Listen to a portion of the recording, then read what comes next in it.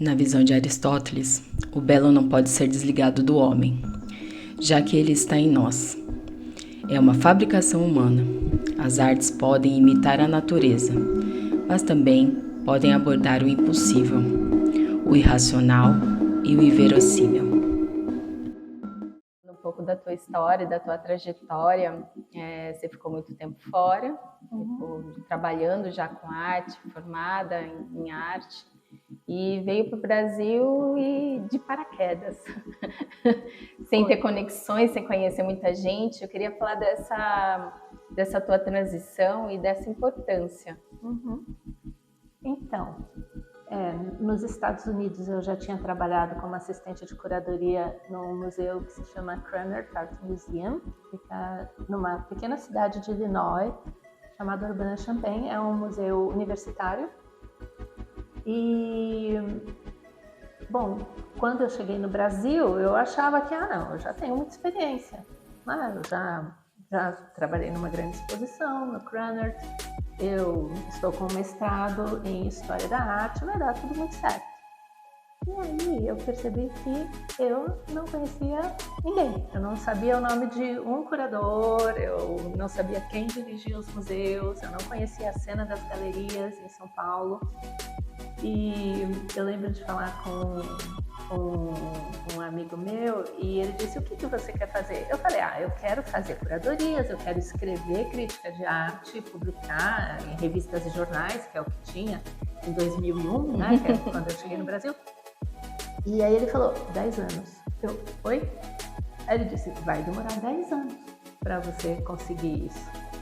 E é muito interessante porque eu fiquei com esses 10 anos na cabeça. Você se programou para esses 10 anos, praticamente. Assim, eu falei: não, será? 10 anos? E exatamente 10 anos se passaram quando eu publiquei a primeira crítica de arte na revista Bravo. E eu tenho isso na cabeça, que tudo que a gente começa a fazer demora 10 anos para você ficar realmente bom naquilo e se apropriar daquilo que você está fazendo, né? Apesar das faculdades serem 4, 5 anos. E aí eu tive muita sorte, porque uma amiga minha, da minha primeira graduação, que foi em Ciência da Computação na USP, né? Nada a ver com arte, essa amiga conhecia alguém que conhecia o Celso Fioravante, que hoje dirige o Mapa das Artes, e na época ele trabalhava na Folha de São Paulo. E o Celso Fioravante, eu tenho muita gratidão por ele ter me recebido e foi me explicando como funciona, e foi me dando nomes das pessoas com quem eu devia tentar conversar. Para você se situar, né, no ambiente, diretores de museu, curadores. E aí foi isso, eu fui então batendo na porta, né, e me apresentando e falando do que eu já tinha pesquisado, do que tinha sido meu mestrado, que tinha sido uma pesquisa sobre a relação entre a obra do Hélio Oiticica e o filósofo Friedrich Nietzsche. E também me inscrevi no doutorado, falei: não, eu preciso de tempo, eu quero também seguir a carreira acadêmica. E aí eu passei a me situar melhor nesse sistema, tá? Até para sentir o que é, porque você faz mentorias, né? Até para você se sentir realmente apta para falar sobre mentoria. Eu queria falar um pouco com você sobre isso, porque a gente falando que a arte está fervilhando aqui no Brasil, sim, ainda bem, a gente fica muito grata por isso, feliz. Mas também surgiram os milhões de curadores e mentores que muitas vezes não têm muita informação, muita base.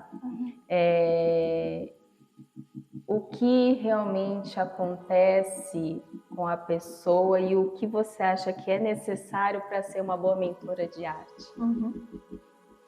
Então, dentro da minha trajetória, teve uma passagem muito importante que foi trabalhar em galerias em São Paulo. Foram uns 3 anos em que eu trabalhei na Galeria Nara Rosler por quase 2 anos e trabalhei aí num esquema mais de consultoria para outras galerias. E foi fundamental para eu entender tudo que um artista precisa reunir para que a sua obra circule, seja conhecida por colecionadores e por admiradores da arte. Então, eu acho que essa junção é importante. É preciso entender o sistema da arte inteiro. O sistema da arte inteiro é mercado, instituições como museus e toda a parte acadêmica da produção teórica da arte. Então, tendo esse tripé, eu acho que a gente se sente mais apto à mentoria. É uma coisa que eu faço pouco, muito seletivamente, em geral com pessoas que são indicadas por alguém que conhece e fala, olha, essa pessoa já está com um trabalho interessante, precisa de um pouco mais, por exemplo, de uma discussão teórica. Então, a mentoria é isso.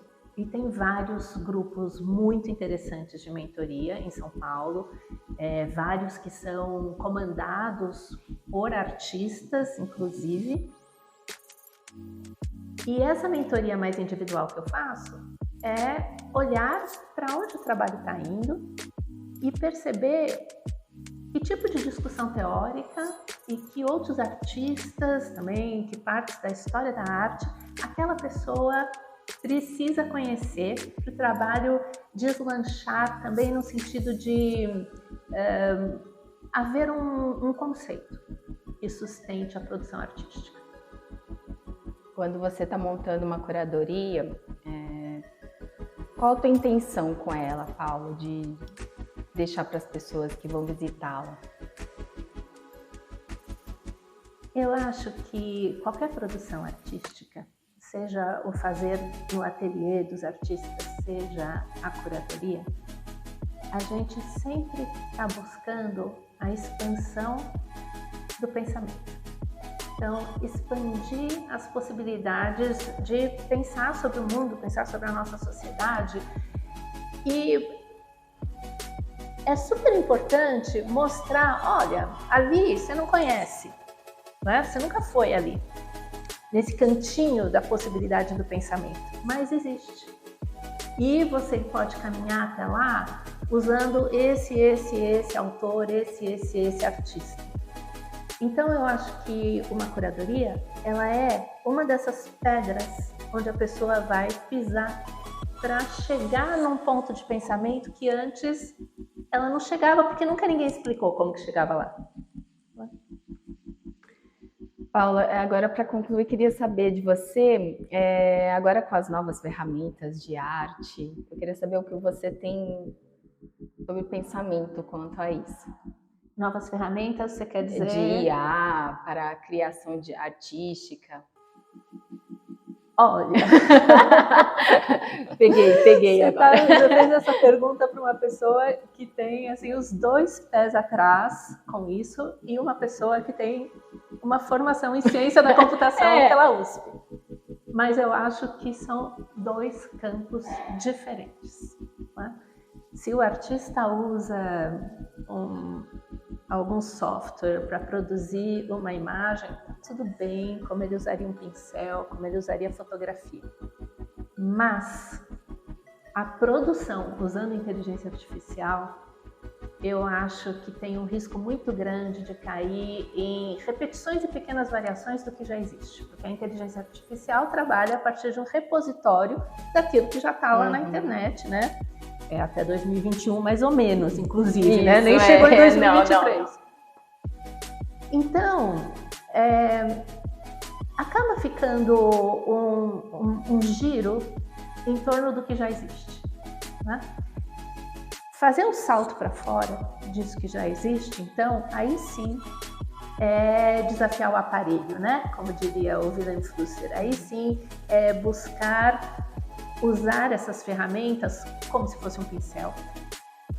Mas sempre é preciso ter em vista explorar o que não existe. A gente vive numa sociedade da positividade, ou seja, nada é diferente, nada é alteridade. Tudo é o conhecido, tudo é o familiar, tudo é o confortável. Se a gente só ficar nisso, não vai para lugar nenhum, né? Vai ficar essa repetição até um pouco mortífera do pensamento. Porque até quando você fala sobre a repetição, eu fico pensando muitas vezes que a gente tem um turbilhão de imagens que a gente acaba captando e muitas vezes eu me sinto vendo as mesmas coisas produzidas. Uhum.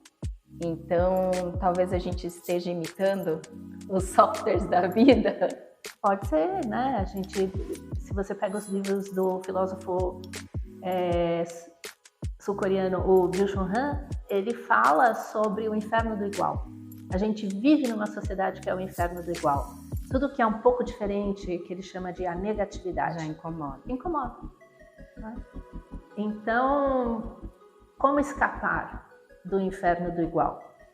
O artista faz isso muito bem, porque o artista é aquele que consegue enxergar no escuro de seu tempo, ou seja, onde ninguém está enxergando, onde não tem uma luz acesa, um holofote, ele vê algo importante e ele vai até lá.